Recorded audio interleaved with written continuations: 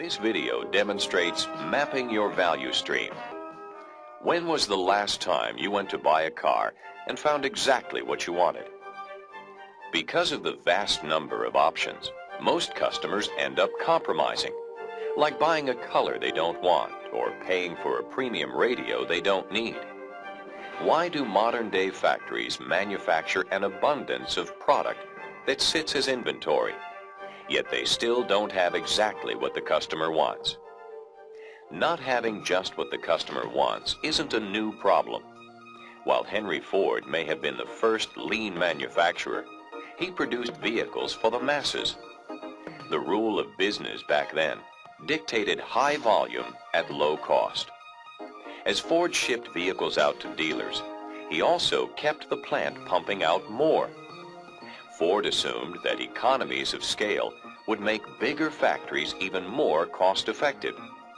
This meant buying the biggest presses available to stamp out huge volumes of parts. Mass production lowered individual piece prices, and this was great when there was unlimited demand, but not so good as the demand dipped. The problem with mass production thinking is that people are focused on optimizing pieces of the system instead of looking at the whole value stream. A value stream map follows the flow of raw material, inventory, and information within a factory, or all the way to the final customer. Value stream mapping, a tool developed by Toyota, is now being adopted throughout the world. Mike Rother and John Shook, two lean enterprise experts, made the mapping technique widely available through their teaching and books. This tool allows you to diagram your current value stream, identify the bottlenecks that prevent you from making what your customers want when they want it, and then it helps you develop a vision of what your future lean system should look like.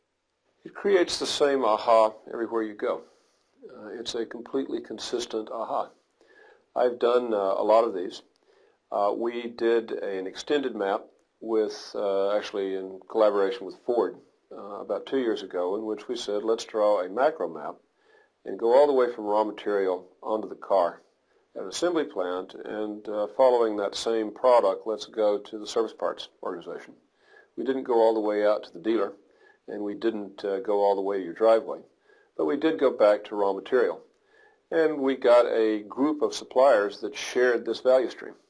So you've got the fellow who gets the material out of the ground, and the fellow who formulates it, and the fellow who stamps it out or presses it or extrudes it or whatever, and then the fellow who assembles the parts, and then the operation of putting it into the finished product.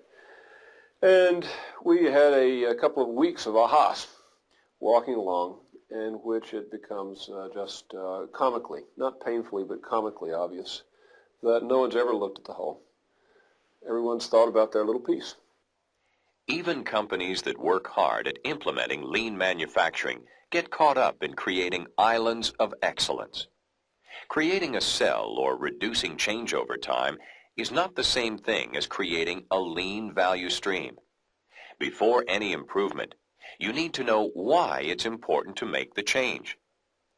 What if the improvement just makes the machine run more, building up even more unnecessary inventory?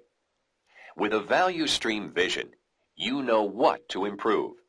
Then you can become more flexible and reduce inventory in the process. Value stream focus that we've adopted, simple observation. People love techniques which are easy and in the end not very effective. What they don't feel comfortable with is the heavier lifting, which is to look at the whole, to look at the entire flow. So I'd go around, brilliant cell, feeds into a morass. Nice little pull system. It's not pulling anything that is capable, so that therefore you have to have enormous buffer. 5S looks lovely. No production control system, no flow, so on and so on. Dawned on me that there's something missing here, and that something is really borrowed from Toyota, but the odd thing is you never see it written down there. You go to lunch, and you start talking, and they get their pen out and start drawing a map. You know, the Toyota are very visual people. Start doodling. You look at that map on a napkin, learned from Mr. Oba at TSSC, walks through a plant on a little piece of paper, could very quickly draw current state, future state, action plan, just an automatic way of thinking. There are two types of Kaizen. A one-week Kaizen workshop with frontline employees has become standard practice in manufacturing companies. Improvements are focused on a specific goal, like forming a cell or reducing the changeover time for one machine. This is called point Kaizen because it improves only one point in the value stream. Flow Kaizen, or value stream improvement, looks at the whole business. Since only senior managers have responsibility for the entire business, they must lead value stream mapping and steer the improvement action plan needed to reach the future state.